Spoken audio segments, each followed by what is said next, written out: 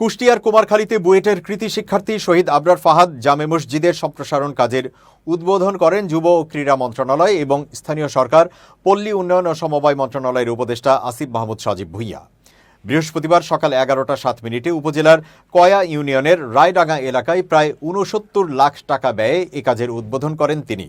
এর আগে সকাল 11টার দিকে কুমারখালীর কয়া ইউনিয়নের রায়ডাঙ্গা ঈদগাহ ও কবরস্থানে পৌঁছালে যুব ও ক্রীড়া উপদেষ্টা আসিফ মাহমুদ সজীব ভুইয়াকে জেলা প্রশাসনের পক্ষ থেকে ফুলেল শুভেচ্ছা জানানো হয়।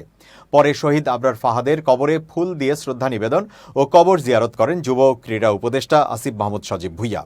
পরে প্রায় ৪০ কোটি টাকা ব্যয়ে নবনির্মিত কুষ্টিয়া শহীদ আবরার ফাহাদ স্টেডিয়ামের উদ্বোধন করেন যুব ও ক্রীড়া উপদেষ্টা আসিফ মাহমুদ সজীব ভুইয়া।